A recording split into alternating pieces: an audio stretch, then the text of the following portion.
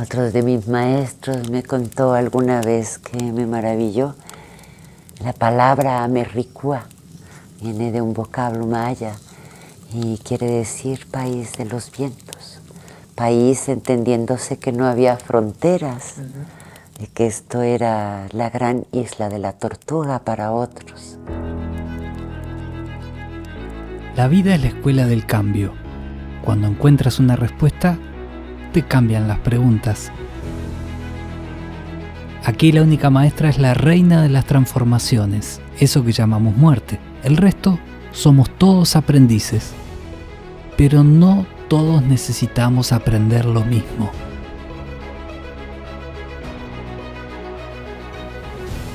Soy Alejandro Korch, hombre medicina, y en este podcast vamos a usar las palabras para sanar y vivir en paz, aunque la realidad nos exija la guerra. Aquí inicia el camino para tu retorno a casa. Esto es amor y es para siempre. Mujer medicina, abogada y artesana, hace 67 años, la ciudad de Morelia le dio la bienvenida a Marina Villalobos Díaz, la cuarta hija de 11 hermanos. Se recibió de abogada, guardó su título y pasó un breve tiempo en la Escuela de Bellas Artes para aprender bases de las artes plásticas, como la escultura en barro y otras materias, mientras iba a las comunidades a visitar a los artesanos, a las fiestas en las comunidades indígenas. Con 24 años logró una beca y se mudó a Cuenca, Ecuador, donde conoció al Taita Marco. Allí se encontró con la profundidad de las ceremonias espirituales nativas. 2 años después, de regreso de Ecuador, tuvo la fortuna de conocer a Emerson Jackson Jr., hombre medicina, hombre de conocimiento, además de ser miembro y un activista de la libertad religiosa de la Native American Church, la iglesia nativa americana. En 1984 se enamoró y fue mamá de 2 hijos, Sabina e Iván.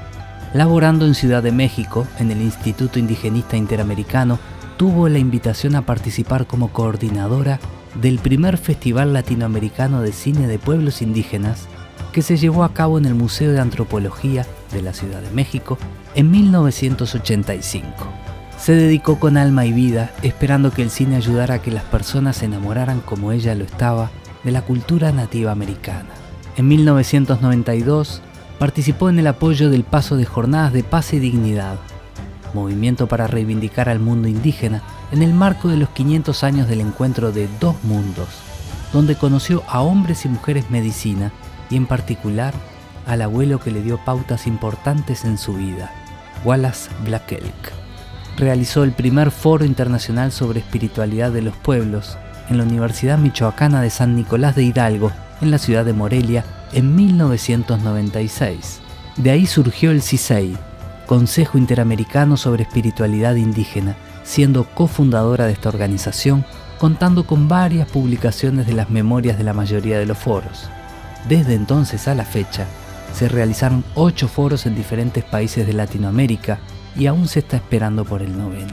Coordina el Centro Integral Holístico para el Florecimiento del Ser, Montaña Rosa Grande, que tiene sus raíces en el patrimonio cultural espiritual de nuestros pueblos indígenas y reivindica el entendimiento entre la cultura occidental y la cultura indígena, a partir de la práctica de la espiritualidad y la educación para la sustentabilidad y del aprovechamiento y manejo sustentable de los recursos naturales en comunidad. Tantos temas que me gustaría abordar.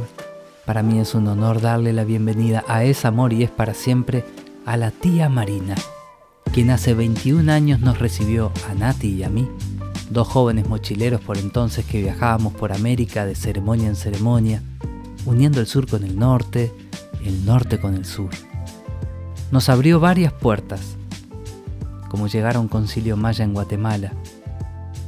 Tantos recuerdos, tanto agradecimiento, en este bellísimo hogar donde ahora estamos grabando este encuentro. Bienvenida a tu casa, Marina. ¿Cómo estás? Contenta, plena, agradecida del reencuentro. Después de 20 o más años sin encontrarnos presencialmente, muy feliz. Me gustaría volver a un día muy especial.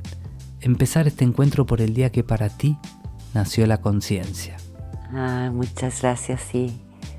Es para mí muy importante ese día. Te había contado que yo estudiaba Derecho y en paralelo por mi atracción a las artesanías, a la estética, a la decoración, me inscribí en paralelo a estudiar decoración de interiores, se llamaba.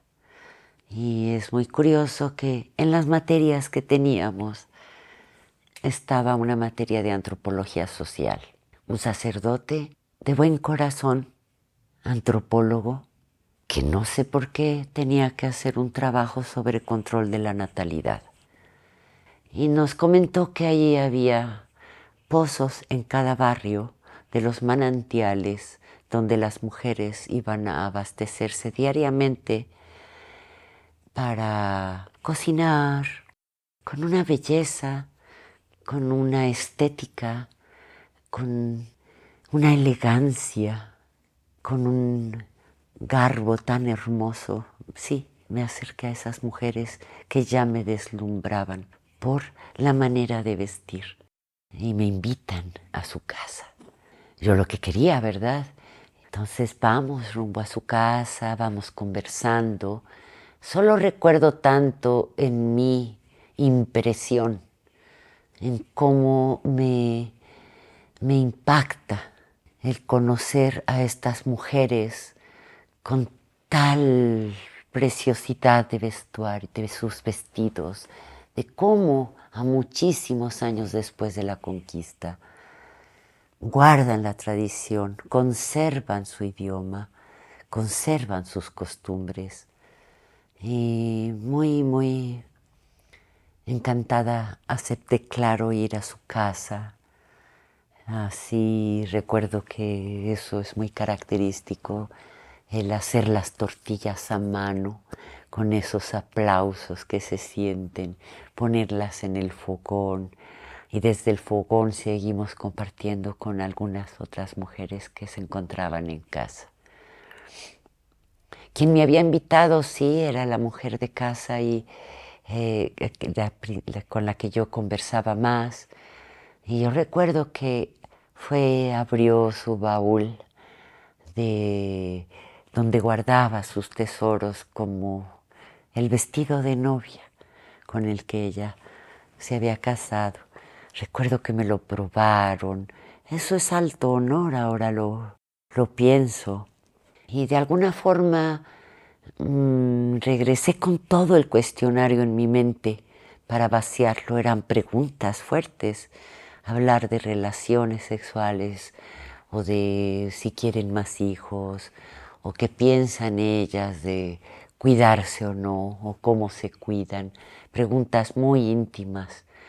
Y realmente salí de ese día de la comunidad pues satisfecha por la entrevista, por lo que había podido lograr.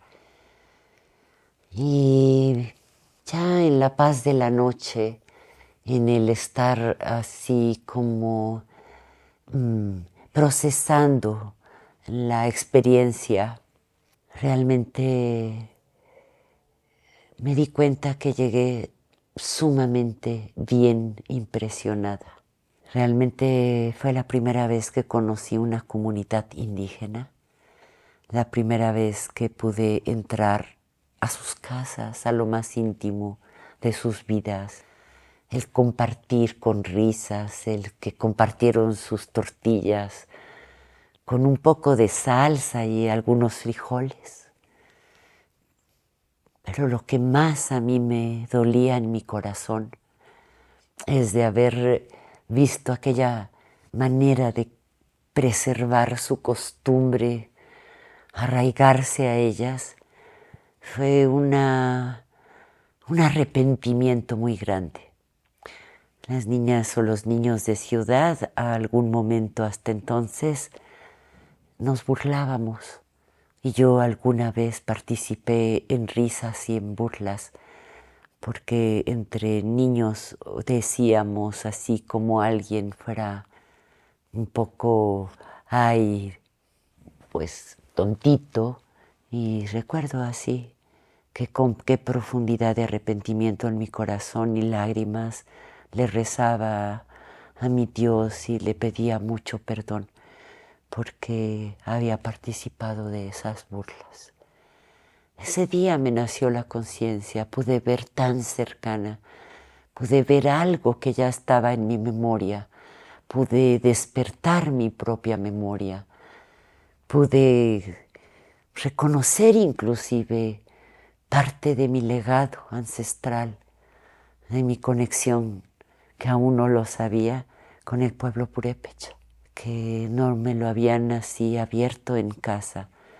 Y recuerdo mucho, con muchas lágrimas en mis ojos, rezando en mi soledad ya en la noche y pidiendo así una disculpa ante Dios por haber ofendido a quien ahora me había transformado y me había llenado de mucho respeto.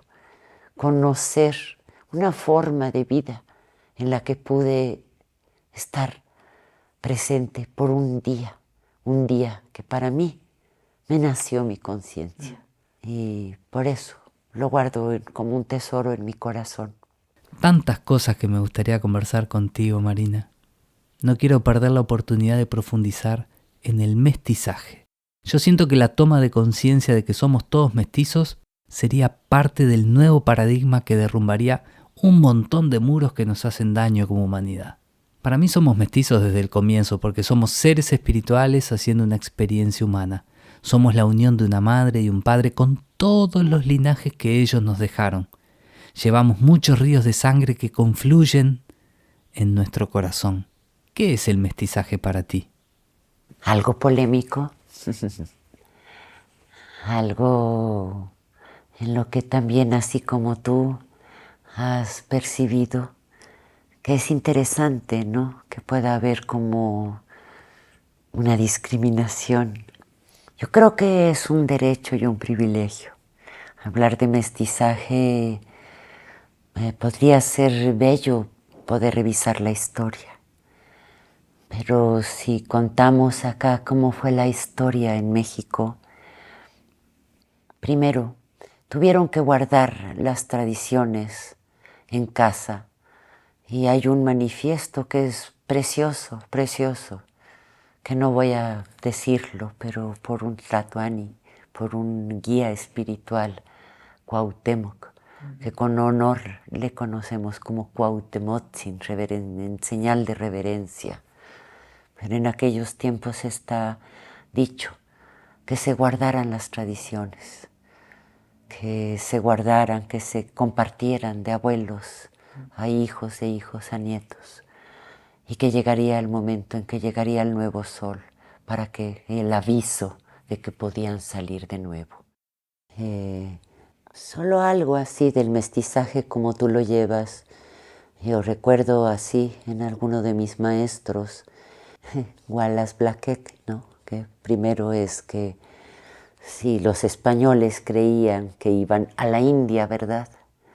Y por eso nos pusieron en América creyendo que habían llegado indios. Y la broma que él hacía era que tal que hubieran ido a Turquía y como él hablaba inglés decía, nos hubieran llamado turkeys o en español pavos.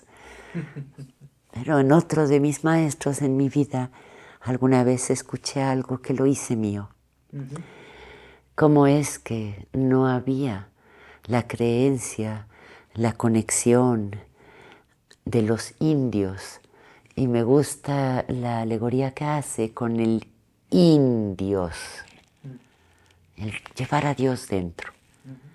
Entonces creo que acá en el norte el mestizaje se dio de esta manera, sin ya más prejuicios, pero es algo que debió estar, ¿no?, en la mano de más arriba de lo que nosotros podamos creer o suponer, o porque esta tierra de América es la tierra del mestizaje, por todos los rumbos.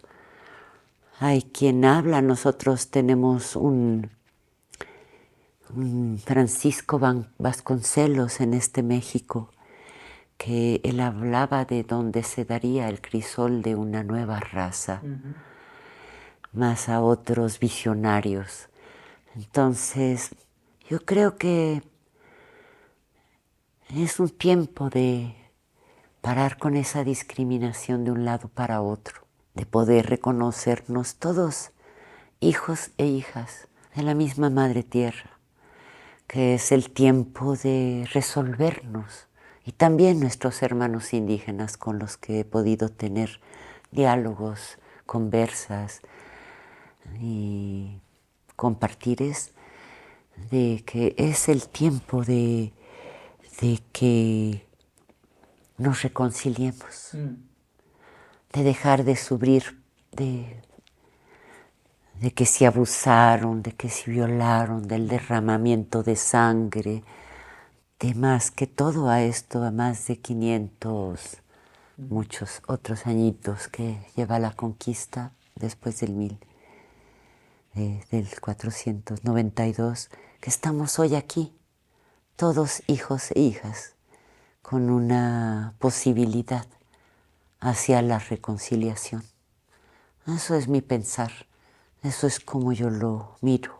Tenemos tanto para desaprender, tanta mentira repetida que nos genera confusión. ¿De dónde nace la palabra América para los pueblos de América? Valga la redundancia. Otro de mis maestros me contó alguna vez que me maravilló. La palabra Amerricúa viene de un vocablo maya y quiere decir país de los vientos. País entendiéndose que no había fronteras, de que esto era la gran isla de la tortuga para otros. Pero así, el país, el lugar de los vientos. Y ya esa palabra había, y otro de mis maestros nos decía eso. Pongan atención porque todo lo que nos han enseñado pues es con mucha mentira. Y así nos los han dado. Sí, tú, que Américo Vespucio y que por eso le pusieron. No. Hay que cambiar, hay que replantear la historia, hay que replantearnos, ¿no? Los orígenes. Esta casa recibió muchos seres mágicos, entre otros al gran Wallace Flakelk, un anciano hombre medicina, un humano mágico, del que hay muchas leyendas. ¿Qué te gustaría compartir de Wallace y cómo te influyó su presencia en tu vida? Primero mi sonrisa, que si esto es un podcast no me la podrán ver, pero su recuerdo ilumina mi rostro. Y qué bello ser. Primera vez que lo vi fue en Teotihuacán, muy bien presentado, con trencitas, ¿sabes? Después regresó a Michoacán y sí tuve la gran fortuna de recibirlo en esta sagrada casa, en este espacio. Que me gustaba tanto de él. Me gustaba con qué gracia nos contaba tantas cosas, como esto que acabo de narrar, cómo se burlaba. Pudiéramos haber sido llamados pavos, turkeys, y reírse, ¿no? Escuchar sus historias. Hay muchas cosas que yo creo que a mí me han sembrado. Mucho aprecio tanto la instrucción que me dio cuando yo había recibido aquel instrumento después de mi primera búsqueda de visión, la pipa sagrada. Y no sabía, era, como decimos en México, como la papa caliente que no puedes tener porque no sabes ni cómo sostener. Y entonces, eso fue una de mis primeras acercamientos, como sin saber que estaba yo pidiendo instrucciones, que más bien no sé qué hacer con esto bien. De qué manera tan hermosa, tan profunda, Y recuerdo mucho esto porque yo no conocía más que las historias que él nos contaba, ¿sí? Unas historias que ya para mí eran fuera de serie. Otras historias que alguna vez me gustará, pero de lo que él veía de sus abuelos. Entonces, cosas más mágicas que las mágicas, ¿no?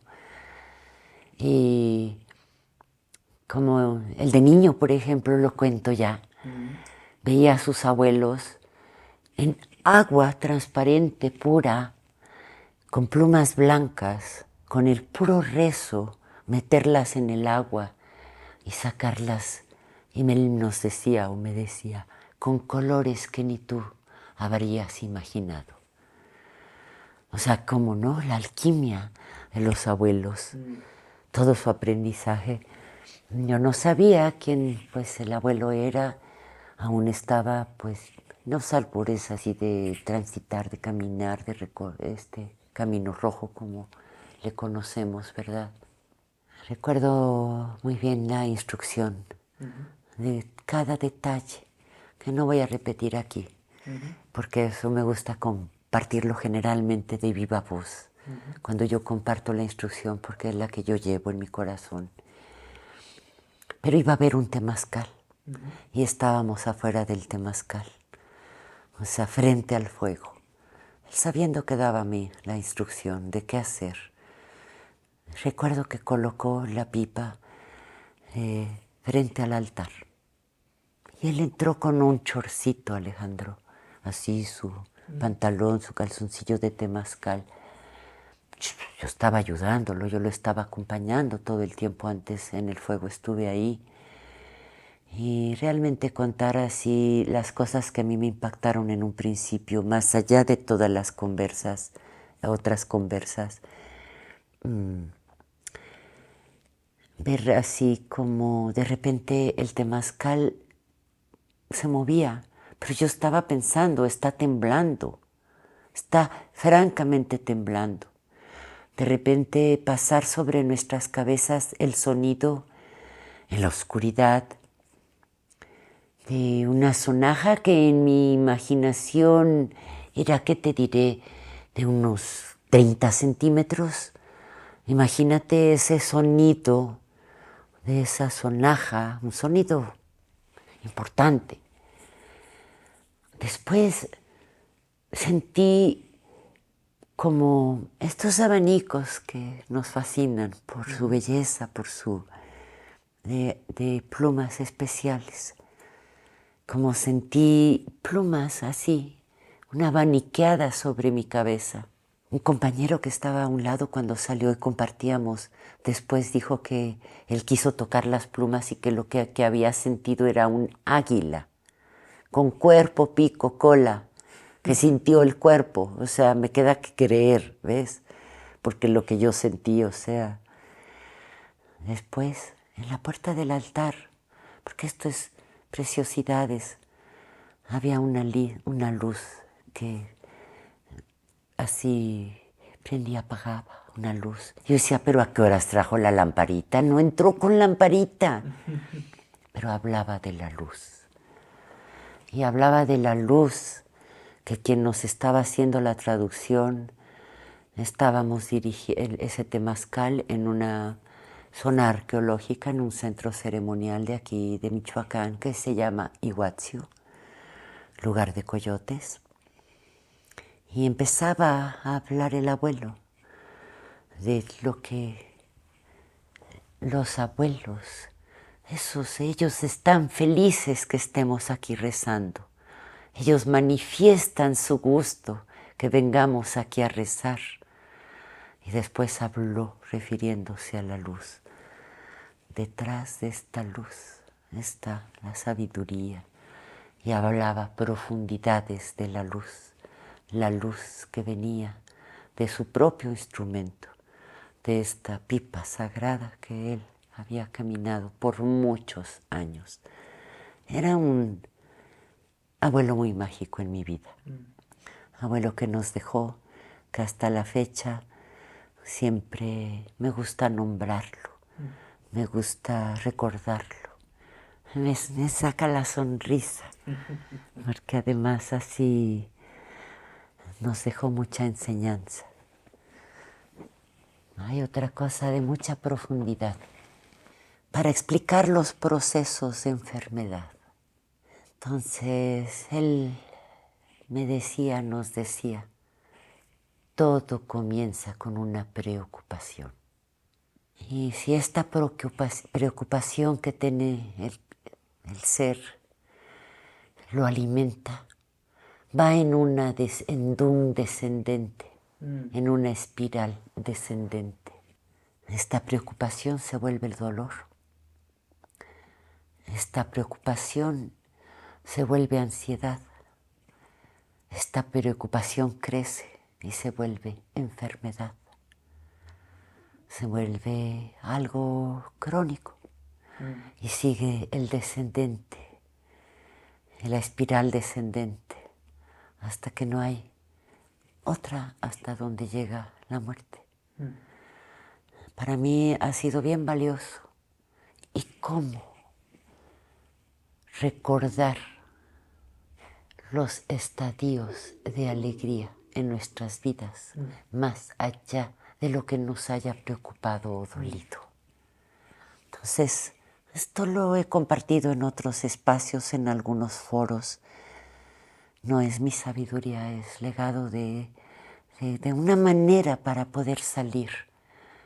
Entonces, es así, ya se escucha porque es también así mi palabra. Cuando hay una preocupación, ocúpate. Transfórmalo para que vaya en ascendente espiral. ¿Cómo me ocupo? Haciendo lo necesario. Si yo es algo que puedo solucionar o no. Si está fuera de mí, para pedir ayuda siempre al cielo, al corazón del cielo, al gran misterio. Pero que pueda generar la espiral ascendente para que haya vida. Hay algo que me gusta mucho repetir para recordarnos a los que andamos de caminantes en estos espacios, y me gusta mucho traerlo y recordarlo y vibrarlo y volvérmelo a decir. Que lo habrán escuchado ustedes también de él en Uruguay. Pero me encanta, Alex. Y él decía, estamos en la universidad de la universalidad del universo, donde nadie se gradúa. Eso me encanta, porque así vamos a recordar que siempre somos aprendices, que siempre somos estudiantes, donde si yo esperaba un título, un reconocimiento, no lo va a haber, porque nadie nos graduamos de nada, solo detonamos lo que ya traemos, algo que podamos hacer para bien de nosotras. Me gusta hablar en femenino por ser mujer en este tiempo. No hay duda que sos una caminante con mucho recorrido, tanto como para hablar del miedo como compadre. Yo estoy acostumbrado a escuchar a las buscadoras y a los buscadores nuevos decir que no caminan porque tienen miedo, y a esta altura me da mucha ternura que se habiliten a quedarse paralizados por el miedo. Y a la vez te escucho a ti decir que el miedo es tu compadre. ¿A qué te referís con eso? Yo creo que para poder haberlo, imagínate, hacer una alianza con el señor miedo, que es de miedo. Tuve que pasar algunos tránsitos de más que miedo, Alex, de tal pánico, a cosas que atemorizan, de situaciones, de cómo conciliar, que yo amaba ya desde que conocí, el día que me nació la conciencia, el andar en los pueblos, en viajar, en recorrer muchas comunidades de América, que era pues algo que a mí me había llamado tanto la atención. Y cuando conocí las plantas de poder, para llamarlas así en su general, por la sanación que que fui teniendo. Mi primera experiencia fue con don Emerson Jackson. Después llegó acá, después de jornadas, y yo estaba sanando. Pero creo que ahí empecé. O sea, ¿qué hacer? Si yo amo tanto este camino, ¿cómo vamos a hacer para que podamos tener la libertad de sentarnos a rezar con estas plantas maestras que vienen, enseñan y curan, aunque haya quien postule que no, que venga y se siente, ¿verdad? Entonces ahí es donde te vas a dar la cara, te vas a levantar sin ningún cuestionamiento. Pero el miedo siempre está, puede estar, pero vamos a ponerlo a un lado. Vamos a que no tome toda la escena. Vamos a seguir trabajando, a seguir caminando, aún con miedo. Pero ese miedo, pues como el compadre, mejor le decimos compadre así como para que hasta baje de humos, ¿no? Emprendimos una lucha, emprendimos distintos foros para hablar del tema de legitimar a los que llamamos o somos o no mestizos, porque los indígenas no tienen ningún problema para eso, porque está escrito, los países han firmado en la política internacional de drogas y quienes están excluidos son los pueblos que por siglos, y no lo mencionan como por milenios, han utilizado estas plantas. Entonces es así la historia de poder hacer alianza con lo que más tememos y que el don miedo pues no agarre la casa, el poder confiar. Estamos en Morelia, cuna del Día de Muertos aquí en México. No puedo dejar pasar. Contanos cómo es tu relación con la reina de las transformaciones. Hasta le escribiste un cuento que supe leer. ¿Cómo es tu relación con la muerte? Es cierto, parece que tememos, pero yo creo que hay más temores escondidos en las personas como humanidad. Sabrás, ¿no? A veces tememos a cosas, hasta el amor o hasta... No, el temor es algo fuerte, ¿verdad? Y que se puede apoderar, ¿no? Por eso sí está bien al miedo ponerlo en su lugar, porque si no nos perdemos de la vida. Y ¿cómo es mi relación con la muerte? Ay, claro que le escribí un cuento. Sí, sin ser irreverente. Realmente es algo ella que merece mucho la pena hablar. Sí, es un gran tabú. No sé si estarás de acuerdo. Sí, claro. El principal.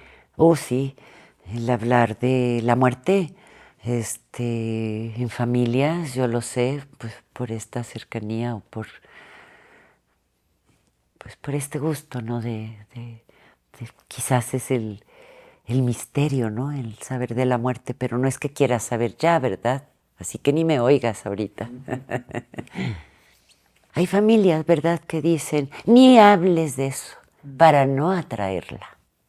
Hijos que quieren hablar con sus padres sobre posesiones, sobre testamento, ni le toques. No vaya a ser que la atraigas. Hay decires aquí en México, y aunque pueda haber la creencia en México de que danzamos con la muerte o por todo lo pintoresco, una cosa es distinta, honrar a las ánimas, a los que ya partieron en un día particular en el año, donde toman su noche, su desvelo para rezar con ellos, para ofrendarles, a que realmente sea un tema común.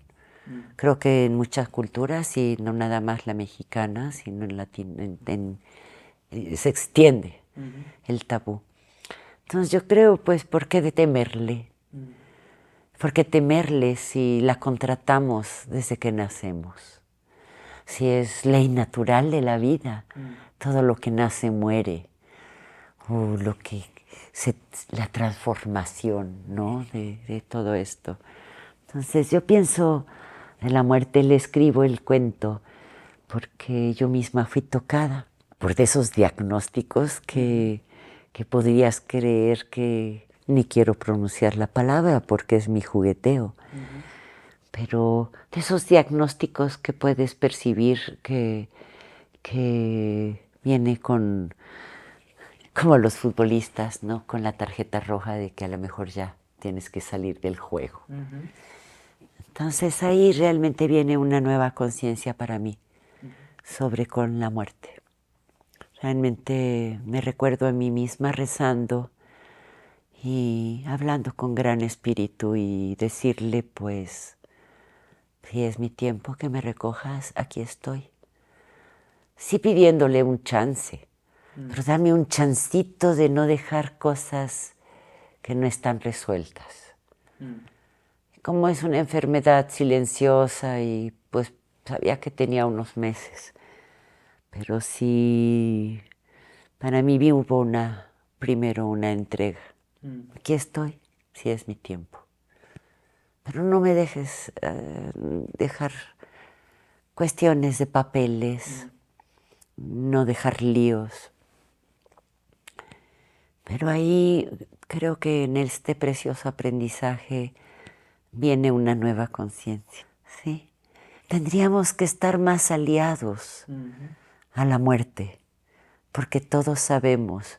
Pero ¿sabes? Más que para vibrarla, a veces cuando me escuchan hablando de la muerte, me dicen, sí, pero porque les molesta.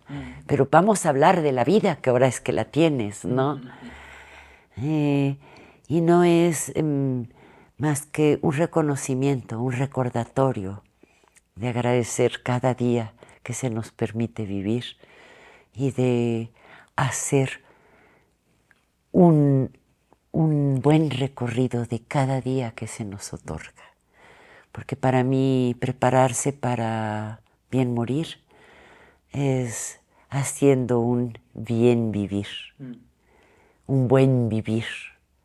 Y cada día es una oportunidad. Yo me digo, es un día menos de vida, pero un día más de oportunidad, de poder sonreírle a la vida, de poder escuchar en plenitud, de poder hacer lo que tenemos y venimos a hacer. Todo lo que nace llega a su fin. Y a esta altura de tu recorrido, ¿qué te gustaría decirle a un buscador o buscadora espiritual que está comenzando su camino? ¿A qué tiene que prestarle atención? Te lo pido no como una verdad revelada, sino como una manera de pintar tu color en este círculo diverso. ¿A qué debería prestar atención una caminante, un caminante, para elegir su sendero? Ay, primero felicidades quisiera decir. Qué bueno que tengan ese llamado de ser buscadores, que puedan reconocerse de ser buscadores, buscadores de su corazón, buscadores para liberarse de tanto dolor, para caminar para la aceptación. Me regocija encontrar buscadores dentro de la espiritualidad en el camino. Jóvenes sobre todo. Quisiera solo, ¿cómo te diré? Por los años recorridos, alertar, porque no hay certeza de nada en cuando depositamos en otros, en otras, la responsabilidad de nuestras vidas. Pido así cómo desarrollar el sentido común, cómo de alguna forma el corazón no se equivoca.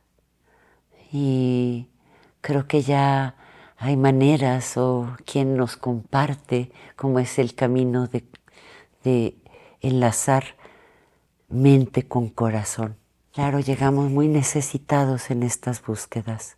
Seguramente fue una herida, algo que detonó para ir hacia la búsqueda espiritual.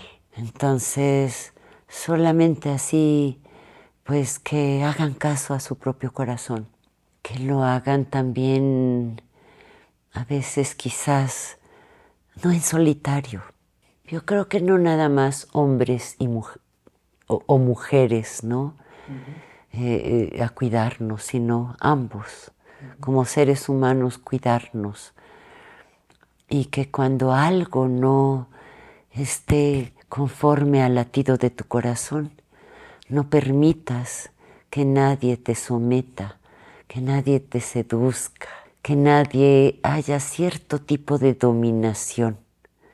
Porque realmente, no sé si tú sentirás este acuerdo, yo creo que realmente la búsqueda es propia, es personal, y que nuestro propio corazón ya sabe que busca, que sí hay guías preciosos que podemos encontrar.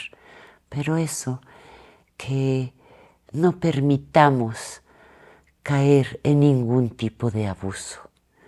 Eso me nace decirlo por los tiempos en que se están ventilando muchas de estas situaciones en distintos espacios de mucho reconocimiento de diferentes, para ni mencionarlos. Pero eso, que podamos cuidarnos y eso, no caer en ningún sometimiento. Eso quisiera decir, porque tu corazón te va a guiar, tu destino te va a llevar, que ojalá puedas tener ese latido de tu corazón bien claro. Ahora, yo tengo una como fama de la gente que a veces se me acerca a platicar, y a mí me gusta también, por último, decir, vayan a terapia, y que también sean terapeutas confiables, que espero que sí los siga habiendo, y muchos y muchas. ¿Por qué? Porque yo creo que muchos entramos a la búsqueda espiritual por un hueco, por una herida, por un dolor, porque estamos vulnerables. No estamos hechos si estamos en esta universidad a la que yo me referí, ni nunca vamos a estar. Hasta el último día de nuestras vidas vamos a tener esta oportunidad. Pero, pues, se necesita objetividad para nosotros mismos. Y un buen acompañamiento dentro de la búsqueda, ¿por qué no? Porque sí puede ser como este enlace de lo que se habla, mente y corazón, para que espíritu y desarrollo vayan juntos. Eso creo. Y que tengan buena pinta, que tengan bellezas a los que están iniciando en caminos espirituales, que tengan buena suerte y cierta alerta. Eso es que quisiera compartir para todos nosotros, para todos los buscadores y hasta los encontradores. Gracias, Marina, por tu corazón, tu sonrisa, tu ser. Gracias, Alex. Es un honor haber perdido el miedo también, inclusive, para prestarme a estas conversadas que son profundas, y pues muchas gracias por ti. Un honor caminar detrás de ti. Gracias de corazón. Anímate a compartir, anímate a ocupar tu lugar en este círculo, anímate a difundir que existe otra manera de vivir. Es amor y es para siempre, un diálogo para buscadoras y buscadores, un encuentro de lo que no tiene tiempo y siempre estamos necesitando en nuestro corazón. En el próximo capítulo seguiremos viajando a través de México. Vamos a hablar de la muerte con quien nos enseñó a integrar a la muerte como un evento natural de la vida. En el próximo capítulo aprenderemos a vivir de la mano de la doctora en tanatología Berenice Moguel Robles, una pionera y nuestra primera maestra. Te espero